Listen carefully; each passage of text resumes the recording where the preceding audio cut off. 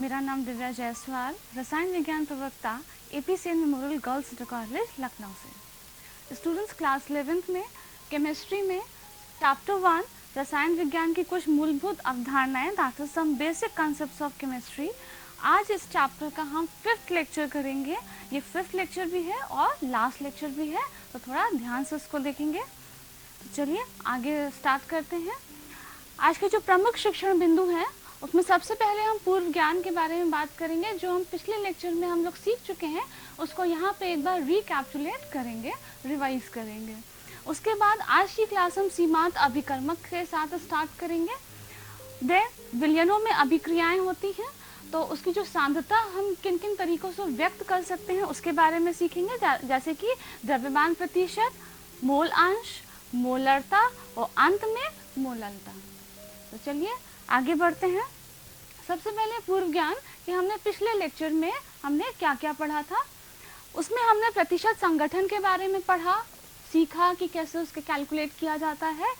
ये सीखा था कि अगर कोई यौगिक दिया है तो उसका जो मॉलिक्यूलर फॉर्मूला पता हो और फिर उसका मोलर द्रव्यमान अगर हम कैलकुलेट करें तो उससे हम प्रतिशत संगठन कैलकुलेट कर सकते हैं, निकाल सकते हैं। फिर हमने यह सीखा कि अगर प्रतिशत संगठन दिया हो तो मूलानुपाती सूत्र और आणविक सूत्र कैसे किसी यौगिक का निकाला जाता है उसके बारे में सीखा। और अंत में स्टाइक्योमेट्री और स्टाइक्योमेट्रिक परिकलन के बारे में पढ़ा, जिसमें हम रिएक्टेंट और प्रोडक्ट्स की मात्रा का परिकलन करते हैं और कैलकुलेशन करते हैं, जिसके लिए सबसे इम्पोर्टेंट हमने कहा था कि रिएक्शन को बैलेंस करना बहुत ज़रूरी है। ठीक है, तो ये रिवाइज हो गया। होपफुली आपने नोट्स बना लिए होंगे और जो न्यूमेरिकल्स थे प्रैक्टिस किया होगा, होमवर्क भी कर लिया होगा। तो आज आगे बढ़ते हैं। आज का जो है लेक्चर है वो सीमांत अभिकर्मक, दैट इज लिमिटिंग रिएजेंट से हम स्टार्ट करेंगे। शॉर्ट में इसको LR भी कह सकते हैं। तो यहाँ भी सबसे इम्पोर्टेंट जो रिक्वायरमेंट है वो यही है कि जो रिएक्शंस होती हैं वो बैलेंस्ड होनी चाहिए। तो पहले हम इस रिएक्शन इस एग्जाम्पल से स्टार्ट करते हैं कि कोई रिएक्शन है, nitrogen plus hydrogen gives ammonia. जब नाइट्रोजन और हाइड्रोजन गैसेस आपस में रिएक्ट करती हैं तो अमोनिया गैस वहाँ पे प्रोड्यूस होती है। तो रिएक्शन को बैलेंस करेंगे तो स्टोइकियोमेट्रिक कोएफिशिएंट यहाँ पे आएगा 3 हाइड्रोजन के लिए और अमोनिया के लिए आएगा 2। तो हम इसको अगर हम इंटरप्रेट करें, जैसे कि पिछले लेक्चर में भी हमने सीखा था कि अगर मोल्स के टर्म्स में हम इसको इंटरप्रेट करें तो कह सकते हैं 1 mole of nitrogen gas react करेगी 3 मोल्स हाइड्रोजन गैस के साथ और हमें 2 मोल्स अमोनिया प्राप्त होंगे। ठीक है, लेकिन कई बार ऐसा होता है कि अगर बैलेंस्ड इक्वेशन है तो उसमें जो मात्राएं होती हैं रिएक्टेंट की, तो उतनी मात्रा हमें नहीं दी गई होती है। तो क्या करना होता है वहाँ पर, जैसे कि आप यहाँ पे देख भी सकते हैं कि बैलेंस इक्वेशन से हमें पता था कि 1 मोल नाइट्रोजन 3 मोल हाइड्रोजन के साथ रिएक्ट कर रहा है और 2 मोल अमोनिया प्रोड्यूस हो रहा है। लेकिन अब 1 मोल और 3 मोल की जगह हमें जो डेटा गिवन है वो है कि अब 2 मोल्स नाइट्रोजन गिवन है और 5 मोल्स हाइड्रोजन गिवन है। एंड ये पूछा जा रहा है कि अब अमोनिया कितना यहाँ पे प्रोड्यूस होगा। तो जब अगर 1 मोल नाइट्रोजन की जगह हम 2 मोल्स नाइट्रोजन ले रहे हैं, जस्ट डबल कर रहे हैं, तो हाइड्रोजन भी 3 मोल्स की जगह यहाँ पे 6 मोल होना चाहिए था, बट हमें सिर्फ 5 मोल्स गिवन है। दैट इज हाइड्रोजन की जो मात्रा है वो बैलेंस्ड रिएक्शन के हिसाब से कम दी गई है। तो ऐसा ही कोई रिएक्टेंट जो कम दिया गया होता है, दैट इज वो रिएक्शन में सबसे पहले खत्म हो जाता है, भले ही दूसरा रिएक्टेंट अब उसकी मात्रा अभी वहाँ पे शेष है। लेकिन अगर कोई एक रिएक्टेंट जो कम मात्रा था वो समाप्त हो गया है तो वो आगे की रिएक्शन को भी समाप्त कर देता है। ऐसे ही रिएक्टेंट को हम कहते हैं लिमिटिंग रिएजेंट, सीमांत अभिकर्मक। यहाँ पे दिया भी हुआ है कि किसी अभिक्रिया में जो अभिक्रिया कम मात्रा में उपस्थित हो, जिसके समाप्त होने पर आगे अभिक्रिया नहीं होती है, उसे ही हम सीमांत अभिकर्मक कहते हैं। और यही सीमांत अभिकर्मक की जो मात्रा होती है वो किसी अभिक्रिया में बनने वाले उत्पाद की मात्रा निर्धारित करती है। ठीक है, सीमांत अभिकर्मक ही डिसाइड करेगा कि प्रोडक्ट का कितनी मात्रा वहाँ पे बनेगी। जैसे कि हम यहाँ पे देख सकते हैं कि पहला तो हमने ये आइडेंटिफाई कर लिया कि नाइट्रोजन और हाइड्रोजन ये 2 रिएक्टेंट हैं, इसमें से सीमांत अभिकर्मक कौन है, हाइड्रोजन हमारा सीमांत अभिकर्मक है और यही डिसाइड करेगा कि अमोनिया यहाँ पे कितनी प्रोड्यूस होगी। तो देख लेते हैं कि हम कह सकते हैं कि 3 मोल्स जो है हाइड्रोजन जो है वो 2 मोल्स अमोनिया प्रोड्यूस कर रहा है, अमोनिया गैस। ठीक है, तो यूनिटरी मेथड जैसे मैथ्स में करते हैं कि अब 1 मोल जो हाइड्रोजन है वो कितने मोल्स अमोनिया प्रोड्यूस करेगा, 2/3 मोल्स अमोनिया इतना प्रोड्यूस करेगा। बट हमें गिवन कितना है 5 मोल्स, तो ये 5 मोल्स हाइड्रोजन गैस अगर है तो ये 2/3 इंटू 5 दैट इज हम कह सकते हैं कि 10/3, यहाँ पे आंसर आएगा 3.33 मोल्स अमोनिया के यहाँ पे प्रोड्यूस होंगे। कब? जब हमें 5 मोल्स हाइड्रोजन गिवन होगा। ठीक है, तो ये इस तरीके से कोई भी सीमांत अभिकर्मक प्रोडक्ट की मात्रा को निर्धारित करता है। आगे बढ़ते हैं, एक और क्वेश्चन है कि 50 किलोग्राम नाइट्रोजन है और 10 किलोग्राम हाइड्रोजन है, तो इनको जब मिक्स कर रहे हैं तो अमोनिया बनाने के लिए इनको मिश्रित किया जाता है। तो प्राप्त अमोनिया गैस की मात्रा का परिकलन कीजिए और इन स्थितियों में अमोनिया उत्पादन के लिए सीमांत अभिकर्मक को भी पहचानना है। दो क्वेश्चन है, सीमांत अभिकर्मक को पहचानना है और अमोनिया की मात्रा का परिकलन भी करना है। तो पहले सबसे पहला क्या है कि आप जो है रिएक्शन लिख लेंगे, रिएक्शन को बैलेंस कर लेंगे, स्टोइकियोमेट्रिक कोएफिशिएंट्स बोलते हैं इनको, आप इसको बैलेंस कर लेंगे। फिर आप इसको कैसे इंटरप्रेट करेंगे कि 1 मोल नाइट्रोजन जो है वो 3 मोल हाइड्रोजन गैस के साथ रिएक्ट करके 2 मोल्स यहाँ पे अमोनिया प्रोड्यूस कर रहा है। बट हमको मोल्स में डेटा नहीं दिया गया, हमें किलोग्राम्स में डेटा दिया गया है नाइट्रोजन और हाइड्रोजन गैस का। तो हम इन किलोग्राम को द्रव्यमान को नंबर ऑफ मोल्स में कन्वर्ट करेंगे और नंबर ऑफ मोल्स के लिए आप फॉर्मूला पढ़ चुके हैं पिछले लेक्चर में भी कि weight in grams upon molar mass. ठीक है, तो यहाँ पे किलोग्राम में दिया गया है तो इसको हम ग्राम्स में कन्वर्ट करेंगे। तो 50 इंटू 10⁻³ 1000 से मल्टीप्लाई करेंगे तो ग्राम्स हो गया, अपॉन जो इसका मोलर मास है या आणविक द्रव्यमान है नाइट्रोजन का कितना होता है 28, तो इसको डिवाइड करेंगे तो आंसर आ गया 1.7 इंटू 10⁻³ इतने आपके जो है ये मोल्स हो गए नाइट्रोजन के। सिमिलरली हाइड्रोजन के भी हम मोल्स कन्वर्ट कर लें जो किलोग्राम में डेटा दिया है, तो 10 इंटू 10⁻³, ठीक है, किलोग्राम को हमने ग्राम्स में कन्वर्ट करा, फिर इसको मोलर मास से डिवाइड करा, 2 से डिवाइड करा तो आंसर आ गया 5.0 इंटू 10⁻³ मोल्स इतने हाइड्रोजन के हो गए। तो अब हमें पहचानना है कि इसमें से लिमिटिंग रिएजेंट कौन है, क्योंकि लिमिटिंग रिएजेंट ही प्रोडक्ट की मात्रा को डिसाइड करता है। तो हमने ये देखा है कि बैलेंस इक्वेशन में जितने भी मोल्स नाइट्रोजन के होते हैं उसके 3 टाइम्स जो है मोल्स ज़रूरत होते हैं वो हाइड्रोजन के। तो नाइट्रोजन के मोल्स कितने होंगे 1.7 इंटू 10⁻³ मोल्स, तो ये 1.7 इंटू 10⁻³ और इसका 3 टाइम्स हमें हाइड्रोजन चाहिए तो इसलिए हमने इसको 3 से मल्टीप्लाई करा तो आंसर आया 5.1 इंटू 10⁻³ मोल्स ऑफ हाइड्रोजन। ये हमें रिक्वायर्ड है कि इतना होना चाहिए रिएक्शन में, बट हैं कितना 5.0 इंटू 10⁻³ मोल्स। दैट इज हम कह सकते हैं कि इस रिएक्शन में हाइड्रोजन जो है वो एक सीमांत अभिकर्मक है। तो ये हमारा एक पार्ट जो है क्वेश्चन का वो कंप्लीट हो गया कि हमने सीमांत अभिकर्मक पहचान लिया। बस आगे हमें थोड़ी सी मैथ्स लगानी है, यूनिटरी मेथड, कि जैसे 3 मोल्स हाइड्रोजन जो है 2 मोल्स अमोनिया दे रहे हैं, तो वही लिखा है यहाँ पे कि 3 मोल्स हाइड्रोजन जो है वो 2 मोल्स अमोनिया दे रहे हैं। तो 1 मोल हाइड्रोजन कितने मोल्स अमोनिया देंगे 2/3 मोल्स ऑफ अमोनिया। बट है हमारे पास कितना, ये 5.0 इंटू 10⁻³ मोल्स हाइड्रोजन के हैं यहाँ पे, तो ये कितना देंगे 2/3 इंटू 5.0 इंटू 10⁻³। इसको सॉल्व करेंगे तो 3.3 इंटू 10⁻³ मोल्स ऑफ अमोनिया आ जाएगा। अगर हमें मोल्स में आंसर पूछा होता तो यहाँ पे आपका आंसर कंप्लीट हो गया होता, लेकिन क्योंकि डेटा में किलोग्राम में दिया है, द्रव्यमान में दिया है, तो इसको भी हम द्रव्यमान में कन्वर्ट करेंगे, किलोग्राम में कन्वर्ट करेंगे। तो उसके लिए यहाँ पे क्या है 1 मोल अमोनिया का आपको द्रव्यमान पता है, मोलर द्रव्यमान 17 ग्राम्स होता है। तो 3.3 इंटू 10⁻³ मोल्स अमोनिया का कितना हो जाएगा, 17 से मल्टीप्लाई कर दीजिए, 17 इंटू 3.3 इंटू 10⁻³। सॉल्व करेंगे तो आंसर आ जाएगा 56.1 इंटू 10⁻³ ने ग्राम्स है, बट क्योंकि डेटा में किलोग्राम में दिया था तो यहाँ भी इसको हम किलोग्राम में कन्वर्ट करेंगे। कैसे करेंगे, अगेन आप इसको जो है 10⁻³ से डिवाइड कर दीजिए तो ये किलोग्राम में कन्वर्ट हो जाएगा। तो आंसर आ गया 56.1 किलोग्राम अमोनिया। तो दैट इज हम कह सकते हैं कि अगर 50 किलोग्राम नाइट्रोजन और 10 किलोग्राम हाइड्रोजन दिया हो तो अमोनिया कितनी प्रोड्यूस होगी 56.1 किलोग्राम। होपफुली आपको समझ में आया होगा और भी न्यूमेरिकल्स प्रैक्टिस कर लीजिएगा। आगे बढ़ते हैं विलयनों में अभिक्रियाएं।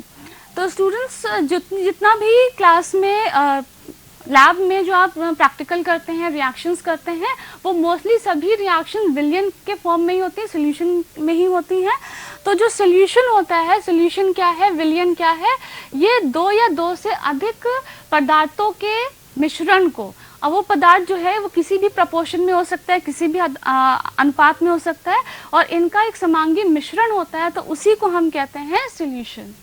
सोल्यूशन जो है आपके जो सिलेबस में पढ़ना है, ये 11th में भी है जो आप अभी पढ़ रहे हैं, 12th में भी है, तो आपको जो सोल्यूशंस हैं वो बाइनरी सोल्यूशंस पढ़ना है। बाइनरी का मतलब होता है 2, दैट इज ये जो सोल्यूशन है इसमें दो घटक होंगे या दो अवयव कह सकते हैं, एक है विलय और दूसरा है विलायक। ठीक है, विलय और विलायक कैसे पहचानेंगे कि जिस भी विलयन में जिस कंपोनेंट की मात्रा कम होती है, जिस अवयव की मात्रा कम होती है, तो उसको हम विलय कह देते हैं, और जिसकी मात्रा अधिक होती है तो उसको हम क्या कहते हैं, विलायक कहते हैं। जैसे चीनी और पानी का घोल लें, चीनी कम मात्रा में होती है तो वो विलय कहलाएगी, और पानी अधिक मात्रा में होता है तो उसको हम विलायक कहेंगे। आगे हमें इस पर न्यूमेरिकल्स भी करने हैं, विलय विलायक वहाँ पे टर्म यूज होंगे, उनके द्रव्यमान या नंबर ऑफ मोल्स या आयतन। तो हम जब इसको रिप्रेजेंट करेंगे, तो विलय को अगर रिप्रेजेंट करना है तो हम बी से रिप्रेजेंट करेंगे, विलायक के लिए हम ए यूज करेंगे, या आप 2 और 1 लिखना चाहते हैं तो 2 जो है वो विलय के लिए यूज करेंगे और 1 जो है वो विलायक के लिए यूज करेंगे। ठीक है, तो आगे बढ़ते हैं। जब ये सॉल्यूशन है तो इनकी सांद्रता के बारे में बात करते हैं कि कितना विलय है या कितना विलायक है। तो सांद्रता को एक्सप्रेस करने के लिए, व्यक्त करने के लिए ये 4 टर्म्स होते हैं। 4 तरीके से हम किसी भी विलयन की सांद्रता को एक्सप्रेस कर सकते हैं, व्यक्त कर सकते हैं। तो पहला इसमें है द्रव्यमान प्रतिशत, जिसको मास परसेंटेज कहते हैं। दूसरा है मोल अंश, दैट इज मोल फ्रैक्शन। तीसरा है मोलरता, दैट इज मोलारिटी। और चौथा है मोललता, दैट इज मोलालिटी। तो इनको भी आपको सीखना है, डेफिनेशन, और इस पे न्यूमेरिकल्स भी प्रैक्टिस करेंगे। तो आगे बढ़ते हैं। पहला है द्रव्यमान प्रतिशत, दैट इज मास परसेंटेज। तो अगर किसी भी विलयन में किसी अवयव का, किसी घटक का अगर आपको द्रव्यमान प्रतिशत निकालना है तो क्या फॉर्मूला हो जाएगा कि उस, सपोज विलय का ही यहाँ पे निकालना है, तो विलय का द्रव्यमान आप ऊपर रखेंगे अपॉन विलयन का जो द्रव्यमान है, कुल द्रव्यमान है, उसको नीचे रखेंगे। और क्योंकि हम प्रतिशत निकाल रहे हैं, परसेंटेज निकाल रहे हैं, तो इंटू 100 वहाँ पे मल्टीप्लाई करेंगे जरूर से। ठीक है, तो यहाँ पे आप देख रहे हैं कि न्यूमरेटर और डिनोमिनेटर दोनों में ही द्रव्यमान लिया गया है, विलय का है और विलयन का है। इसीलिए हम इसको W/W परसेंटेज भी कह सकते हैं। दैट इज जो न्यूमरेटर में विलय का द्रव्यमान लिया है वो W, द्रव्यमान W से दिखाते हैं, और विलयन का द्रव्यमान भी ये अपॉन W लिया गया, और परसेंटेज है तो परसेंटेज का साइन लगा है। ठीक है, तो यहाँ पे क्वेश्चन दिया है तो उसका क्वेश्चन भी प्रैक्टिस करते हैं कि कैसे किया गया। किसी पदार्थ A के 2 ग्राम्स को 18 ग्राम्स जल में मिलाकर एक विलयन प्राप्त किया गया है। दैट इज यहाँ पे जो A है वो विलय है, उसका 2 ग्राम्स लिया गया है, जल विलायक है जिसका 18 ग्राम्स लिया गया, दोनों को मिक्स करके एक विलयन प्राप्त किया जाता है। उस विलय का आपको द्रव्यमान प्रतिशत परिकलन करना है। तो आप कैसे निकालेंगे? जो विलय है, आप फॉर्मूला देख सकते हैं, यहाँ लिखा है विलय का द्रव्यमान ऊपर रखना है, दैट इज 2 रखेंगे, अपॉन नीचे क्या था, विलयन का द्रव्यमान रखेंगे। तो जो सोल्यूशन होता है वो किससे को हम कह सकते हैं, उसके जो 2 घटक है, सोल्यूट प्लस सॉल्वेंट। सोल्यूट का कितना द्रव्यमान दिया है यहाँ पे 2 ग्राम्स, तो ये 2 ग्राम्स हो जाएगा, और जो सॉल्वेंट है, विलायक है, उसका कितना दिया है 18 ग्राम्स, तो कितना हो जाएगा टोटल 20 ग्राम्स हो जाएगा। तो नीचे जो है आपको अपॉन में 20 रखना है, और क्योंकि प्रतिशत निकालना है तो इंटू 100 करेंगे। क्लियर? तो यहाँ पे कितना हो जाएगा, 0 0 कैंसिल हो गया, 2 2 कैंसिल हो गया, तो आंसर आया 10%। ये आपका आंसर हो गया। क्लियर? तो इस तरीके से आप निकाल सकते हैं, बहुत इजी है इस तरीके से कैलकुलेट करना। आगे बढ़ते हैं। नेक्स्ट जो कंसंट्रेशन टर्म है, सांद्रता पद है, वो है मोल अंश या मोल फ्रैक्शन कहेंगे इसे। तो इसकी डेफिनेशन, बहुत इंपॉर्टेंट डेफिनेशन पूछी भी जाती है कि किसी विशेष घटक के मोलों की संख्या और विलयन के मोलों की कुल संख्या के अनुपात को मोल अंश कहते हैं, जिसे हम x से रिप्रेजेंट करते हैं, x से प्रदर्शित करते हैं। इसको अगर फॉर्मूले में, क्योंकि न्यूमेरिकल्स में तो फॉर्मूला चाहिए होता है, तो फॉर्मूला में कैसे रिप्रेजेंट करेंगे? सपोज अभी हमने कहा भी था कि जहाँ पे हमें सॉल्वेंट को विलायक को रिप्रेजेंट करना है तो हम ए से रिप्रेजेंट करते हैं। तो अगर हमें विलायक का मोल अंश निकालना है तो एक्स ए लिखेंगे, तो वो क्या हो जाएगा, विलायक के नंबर ऑफ मोल्स आप ऊपर रखेंगे upon total number of moles of the solution. विलयन के कुल मोलों की संख्या नीचे रखेंगे, और दो ही घटक हैं विलयन में, सोल्यूट और सॉल्वेंट, दोनों के नंबर ऑफ मोल्स का योग जो है आप नीचे रखेंगे, इसको डिवाइड करेंगे, तो जो भी आपका आंसर आएगा वो विलायक के मोल अंश होगा। अगर आपका विलय का मोल अंश निकालना हो तो XB से इसको रिप्रेजेंट करेंगे, तो इस बार विलय के नंबर ऑफ मोल्स ऊपर रखेंगे और उसको डिवाइड करेंगे विलयन के कुल मोलों की संख्या से। ठीक है, तो इस तरीके से आपके फॉर्मूलेज आ गए। एक बार फिर से चाहे आप रिवाइज कर लीजिए कि नंबर ऑफ मोल्स कैसे निकालते हैं। नंबर ऑफ मोल्स जो है weight in grams upon molar mass, इस तरीके से आपको निकालना है। ये जो थर्ड फॉर्मूला दिया है ये काफी इंपॉर्टेंट है, XA plus XB is equal to 1, क्योंकि दो ही घटक हैं तो दोनों घटकों के मोल अंश का योग जो है वो 1 के बराबर होता है। इसका यूज कैसे करते हैं? मान लीजिए हमने XB कैलकुलेट कर लिया, किसी क्वेश्चन में हमसे XA भी कैलकुलेट करने को कहा गया और XB भी कैलकुलेट करने को कहा गया है। मान लीजिए हमने XB कैलकुलेट कर लिया, अब XA कैलकुलेट करना है, तो ये हमें डिवाइड दोबारा से नहीं करना पड़ेगा इतना सब कुछ, एक बार तो इसका हम XB के लिए कर ही चुके हैं। तो हम अगर XA निकालना चाहें तो सिंपल क्या कर सकते हैं, 1 माइनस XB कर सकते हैं। तो इस तरीके से ये आपको इस तरह से फॉर्मूला यूज कर सकते हैं। तो चलिए, अच्छा इसकी यूनिट की बात करें तो पूछा जाता है कि यूनिट क्या है, इसकी मात्रक क्या है, तो इसकी कोई यूनिट नहीं होती है। क्यों नहीं होती? क्योंकि ये अनुपात है, रेशियो है। और आप देख भी सकते हैं कि नंबर ऑफ मोल्स यहाँ पर भी है और अपॉन में भी नंबर ऑफ मोल्स है, तो मोल्स कैंसिल हो जाएगा, तो कोई यूनिट नहीं बचेगी। तो इस पे बेस्ड एक क्वेश्चन कर लेते हैं कि इथिलीन ग्लाइकोल है जिसका फॉर्मूला दिया हुआ है C2H6O2 के मोल अंश की गणना करो यदि विलयन में C2H6O2 का 20% द्रव्यमान उपस्थित हो। तो अगर ये 20% द्रव्यमान दिया हो तो इसका क्या मतलब है कि जो 20% है वो इथिलीन ग्लाइकोल है।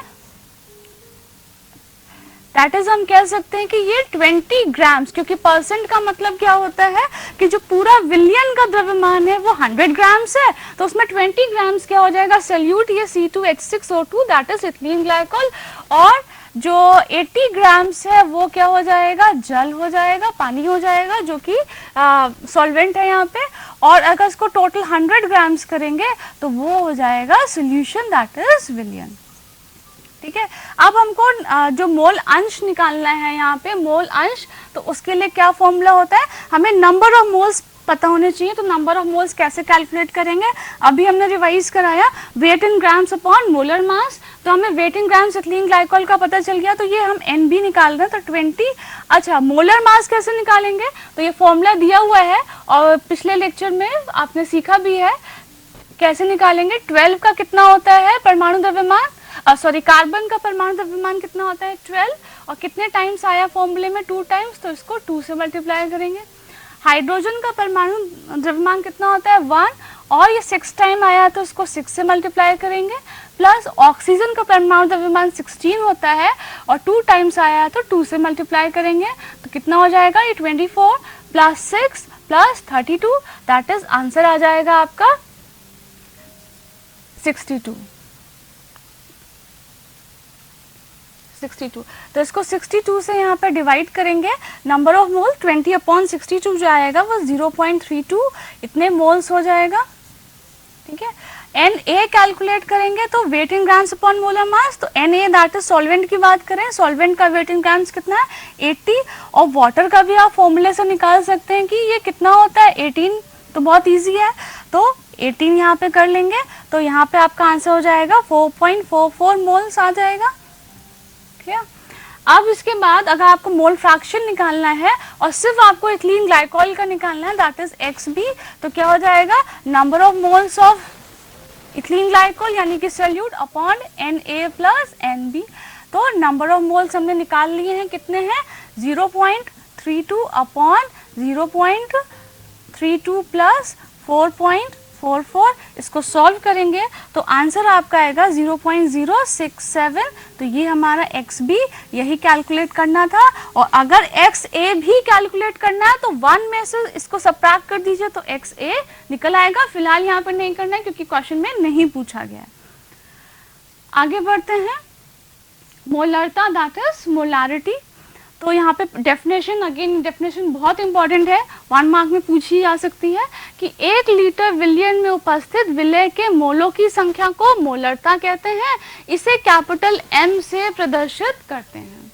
ठीक है, तो इसको अगर हम इस तरीके से लिखें फॉर्मूले में तो मोलरता जो कैपिटल M से डिनोट करा गया है, विलय के मोलों की संख्या अपॉन विलयन का आयतन जो कि लीटर्स में। अभी ध्यान देंगे क्योंकि अभी हमें मोललता भी पढ़ना है, मोलालिटी भी पढ़ना है।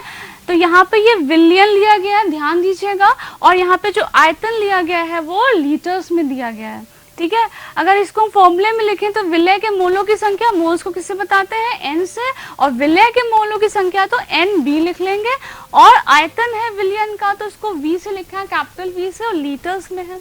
ठीक है, अब नंबर ऑफ मोल्स को अगर हमें एक्सपैंड करना हो तो हम क्या लिख सकते हैं, WB अपॉन MB, और आयतन जो है अगर ये ml में दिया गया, रखना तो लीटर्स में है, अगर ये ml में दिया गया तब क्या करना है, इसको 1000 से आप डिवाइड करेंगे ताकि ये लीटर्स में कन्वर्ट हो जाए, और 1000 से डिवाइड करेंगे तो ये ऊपर मल्टीप्लाई हो जाएगा न्यूमरेटर में। तो हम लिख सकते हैं कि molarity is equal to WB upon MB into volume. अगर ये ml में दिया गया है तो ये जो है आपको 1000 जो है वो न्यूमरेटर में मल्टीप्लाई कर लेंगे। तो ये इस तरीके से आपका फॉर्मूला बन गया, और इस पे बेस्ड आप न्यूमेरिकल्स कर सकते हैं। रही बात यूनिट की या मात्रक की, तो यूनिट जो होती है इसका होता है मोल्स पर लीटर, या आप सिंपली क्या कह सकते हैं, कैपिटल M लगा दीजिए। ठीक है, तो आगे बढ़ते हैं, एक क्वेश्चन करते हैं कि NaOH के ऐसे विलयन की मोलरता का परिकलन कीजिए जिसे 4 ग्राम NaOH को जल की पर्याप्त मात्रा में मिला के प्राप्त किया गया हो ताकि विलयन के 250 ml प्राप्त हो जाए। तो यहाँ पे आपको मोलारिटी का फॉर्मूला आप लिख लेंगे, WB upon MB into volume, जो कि अगर ml में दिया ही गया है तो यहाँ 1000 से न्यूमरेटर में मल्टीप्लाई करेंगे। WB आपको यहाँ दिया गया है कि 4 ग्राम NaOH है तो ये 4 लिख लेंगे। MB ये मोलर मास NaOH का बताना है, तो उसी तरीके से आप सॉल्व कर लेंगे तो आंसर आता है 40, और वॉल्यूम दिया गया है 250 ml, तो ये 250 और यहाँ 1000 से इसको डिवाइड करेंगे तो ये सॉल्व करेंगे, ये 4 टाइम्स जाएगा, 4 10 जा, तो ये हो जाएगा 0.5 मोल्स पर लीटर, या सिंपल आप कैपिटल M भी लिख सकते हैं। तो ये आपका आंसर हो गया। तो इजी था न्यूमेरिकल। आगे बढ़ते हैं, मोललता दैट इज मोलालिटी। 1 किलोग्राम विलायक, अब आप देख रहे हैं कि द्रव्यमान लिया और विलायक लिया है, में उपस्थित विलय के मोलों की संख्या को मोललता कहते हैं, और इसमें स्मॉल m से इसको व्यक्त करते हैं। तो मोललता इज इक्वल टू विलय की मोलों की संख्या, ये तो पिछले की तरह था, और बट यहाँ पे विलायक लेना है अपॉन में, और यहाँ पे ये द्रव्यमान लेना है kg में। ठीक है, तो फॉर्मूला हो जाएगा NB अपॉन WA kg, और NB को क्या लिख सकते हैं, WB अपॉन MB। ठीक है, और WA kg में रखना है, लेकिन अगर ग्राम्स में होगा तो इसको भी 1000 से डिवाइड करके किलोग्राम में कन्वर्ट करेंगे। तो ये आपका फॉर्मूला बन गया। और इसकी अगर हम यूनिट की बात करें तो यहाँ पे क्या आ जाएगा, मोल्स पर kg, या सिंपल आप यहाँ पे स्मॉल m भी लिख सकते हैं। ठीक है, आगे बढ़ते हैं, इस पे एक क्वेश्चन कर लेते हैं कि 2.5 ग्राम्स इथेनोइक अम्ल दैट इज CH2COH के 75 ग्राम बेंजीन में विलयन की मोललता की गणना करो। तो small m is equal to WB upon MB into WA grams में गिवन है, तो हम न्यूमरेटर में 1000 से मल्टीप्लाई करेंगे। तो WB कितना है 2.5, और एसिटिक एसिड का फॉर्मूले से हम निकाल सकते हैं मोलर द्रव्यमान 60 आता है, चेक भी कर सकते हैं। तो WA जो ग्राम दिया हुआ 75 दिया हुआ है, और यहाँ पे 1000, इसको आप सॉल्व कर लेंगे तो आंसर आएगा 0.55 मोल्स पर केजी, या सिंपल आप स्मॉल m भी लिख सकते हैं। तो ये आपका फॉर्मूला हो गया, ये आपका आंसर हो गया, फाइनल आंसर। तो स्टूडेंट्स आज हमने जाना सीमांत अभिकर्मक के बारे में कि वो किस तरह से प्रोडक्ट की कंसंट्रेशन, प्रोडक्ट की मात्रा को डिसाइड करता है। फिर विलयन में जो अभिक्रियाएं होती हैं उनकी हम सांद्रता किस प्रकार व्यक्त करते हैं, द्रव्यमान प्रतिशत, मोल अंश, मोलरता और अंत में मोललता।